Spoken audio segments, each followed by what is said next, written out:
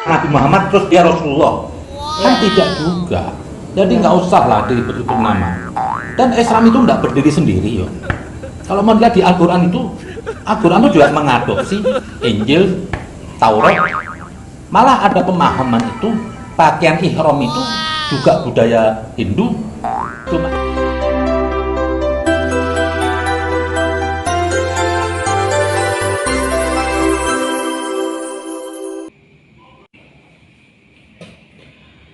Assalamualaikum warahmatullahi wabarakatuh.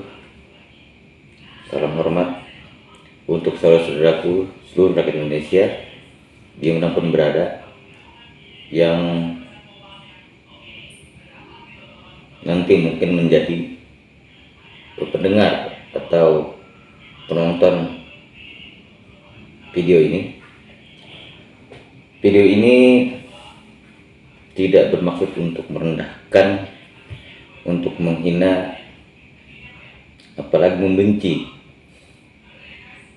sesama saudara sebangsa yang terdiri dari berbagai macam suku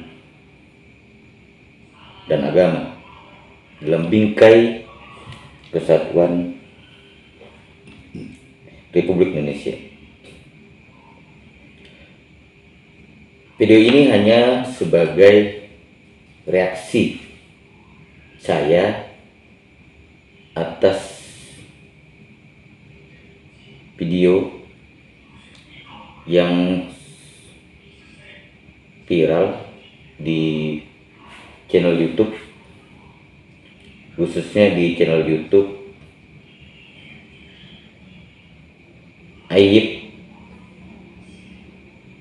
Jen, atau yang lebih dikenal dengan Habib Kribo, yang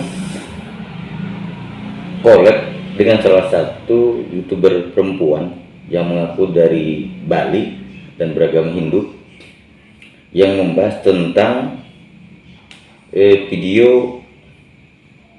potongan video Ustadz Syafiq Riza, yang dimana di sana membahas tentang hal-hal yang dianggap menista dan menyentuh, seolah-olah juga ada unsur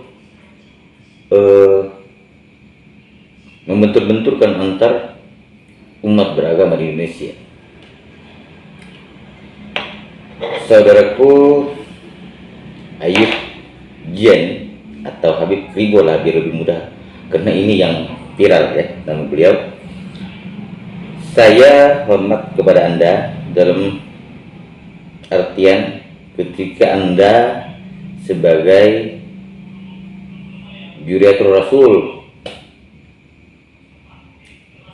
karena saya pribadi dari kecil dididik oleh orang tua saya untuk menghormati para ahlul bait kalangan Sayyid Syarifah yang ada di Indonesia atau dimanapun, seperti apapun kelakuan nyata tanduknya, baik mereka itu ahli agama ataupun bukan, kami wajib menghormati dan menghargai. Namun sebagai saudara seiman, karena saya yakin Ayyib Jen ini muslim, karena juga menyandang marga ya atau PAM, salah satu habaib.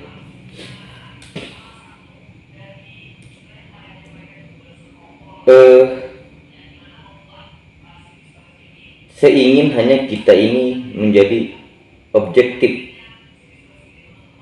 dalam setiap persoalan yang terjadi di bangsa dan negara kita saat ini. Video ini juga saya buat untuk menjadi titik tengah pemahaman kepada saudara-saudara saya non muslim atau agama lain, baik Nasrani, kalangan Konghucu, dan termasuk umat Hindu yang ada di Bali.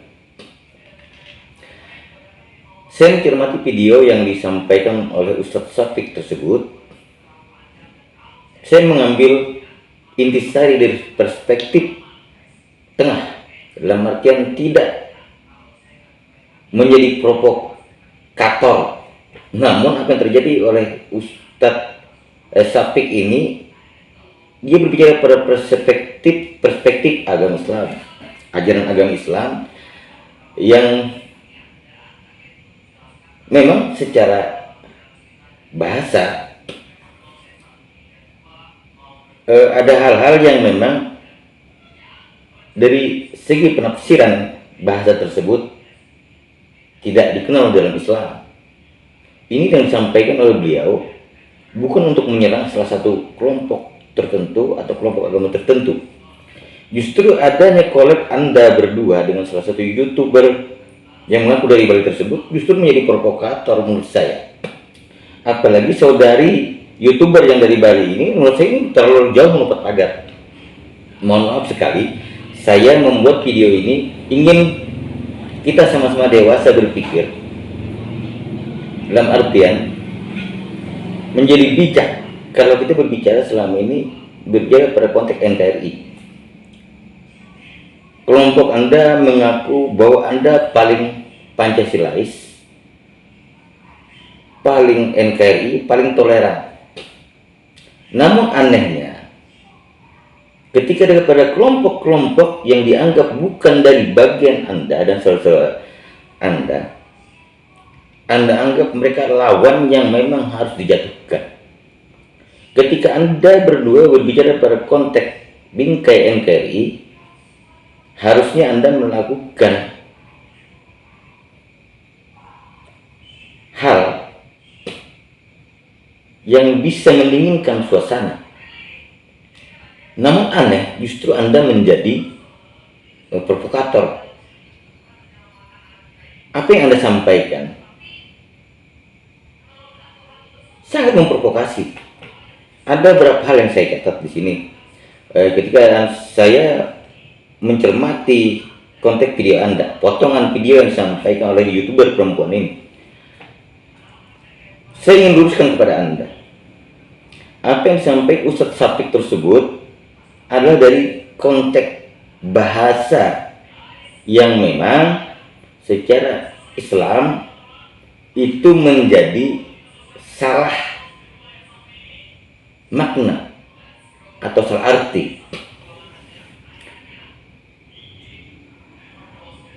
Beliau hanya mengingatkan sebenarnya ketika kami sebagai kaum Islam ke depan, ketika mungkin kami memiliki anak atau bahkan kami sendiri mungkin ternyata memiliki nama yang berbau bahasa Sanskerta yang bisa nanti kalau perspektif Islam akan menjadi lain maknanya, mungkin tidak lagi untuk menggunakan nama tersebut dalam artian untuk dirubah.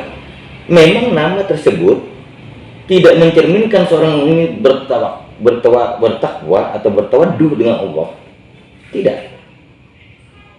Tetapi ini memang diajarkan dalam agama untuk umat Islam itu lebih bagus menggunakan nama-nama yang berbau Islam. Saya ingin sampaikan, tadi dibahas dalam video tersebut konteks Sri Wahyuni mungkin, Wisnu mungkin, memang nama-nama ini konotasinya adalah kalangan dewa-dewa. Sedangkan Islam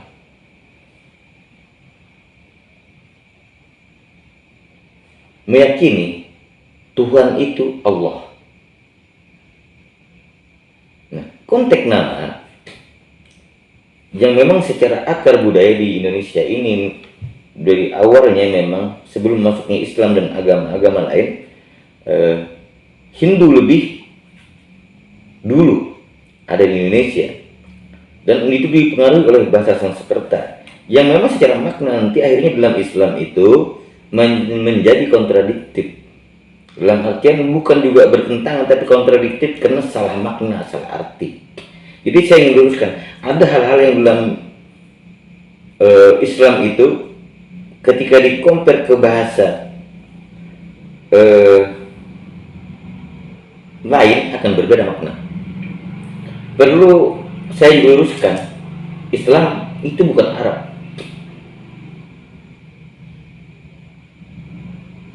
Ini perlu pahami. Islam bukan Arab. Tetapi ketika bahasa Islam itu identik dengan Arab, atau sebaliknya Arab itu identik dengan Islam, karena Islam itu diturunkan dan memiliki nabi dari kalangan bangsa Arab. Saya perlu catat beberapa hal yang mungkin selama ini umum terdengar di Indonesia, tetapi memang secara makna bisa salah. Tetapi tidak jadi masalah sebenarnya ketika memang kita mau memahami dari konteks tengah. Jadi Anda berdua jangan justru memprovokasi. Akhirnya publik di luar agama Islam akan mengatakan Islam ini memang benar-benar radikal. Yang saya aneh dari Anda, saudara Ayib Jian atau Habib Kribo, Anda justru menjadi orang yang mengompor-ngompori, bukan Anda meluruskan. Ketika Anda dari kalangan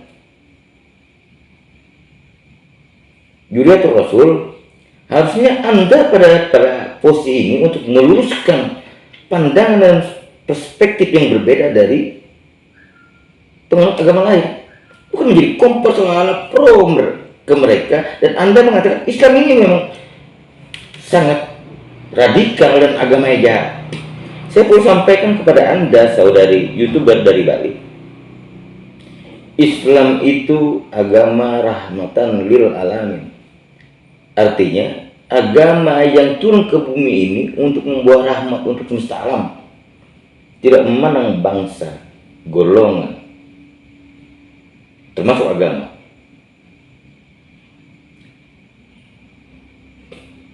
Jadi tidak ada konteks dalam Islam memperdebatkan itu, tetapi ini hanya ingin memberikan edukasi kepada kami orang Islam bahwa ada nama-nama atau kata-kata yang selama ini kita katakan itu tidak bermasalah, padahal itu sebenarnya bisa menjadi berdampak kurang bagus untuk Islam itu sendiri ketika disalah dimaknai. Salah satu contoh begini, ada bahasa Sanskerta atau yang umum digunakan oleh umat Hindu itu yang umum dan tidak berdampak ke akidah. Ada yang terlihat umum tapi berdampak ke akidah. Salah satu contoh adalah ketika orang Islam pada bulan Ramadan mengatakan bersaum. Tetapi di Indonesia dikenal dengan puasa. Saum dan puasa ini seolah-olah sama padahal berbeda. Ini yang perlu Anda pahami. Jadi Ayib Jen atau Habib Kribo, saya mohon Anda tolong belajar lagi untuk agama. Jangan Anda asal bicara. Saya ingin mengingatkan Anda sebagai saudara sesama Islam, dan saya ingin sebagai juriatul Rasul Anda tidak seperti ini. Mohon maaf sekali, karena saya sayang dan hormat dengan Anda. Begitu juga saudari YouTuber dari Bali ini, saya ingin Anda memahami konteks ini. Bukan Anda memotong-motong, justru Anda terlalu vulgar seolah-olah Islam itu di otak Anda itu jahat. Puasa itu kalau persepsi konteks bahasa berarti menahan minum dan menahan makan, atau dalam artian menahan haus dan lapar. Konteks saum dalam Islam menahan semua makan, minum, termasuk semua hal yang berkaitan dengan yang bisa merusak ibadah saum tersebut, dan sekaligus menjadi mudarat untuk si pelakunya ketika pada bulan Ramadan tersebut konteks saum itu hanya dimaknai sahur subuh, sore berbuka. Sementara di sepanjang waktu dia menggunjing, dia juga berzina, dia juga mencuri dan sebagai hal yang bersifat maksiat dia lakukan. Itu tentunya tidak bagus dan tidak baik, dan itu membatalkan saumnya. Itu yang pertama. Yang kedua, dalam Islam ada 5 waktu ibadah yang wajib, mulai maghrib, isya, subuh, zuhur, asar. Sholat ini dalam Islam, ini di ritual ibadah ini dalam Islam dikenal dengan sholat. Artinya menghadap pada Sang Pencipta, menundukkan diri kepada Sang Pencipta karena hamba.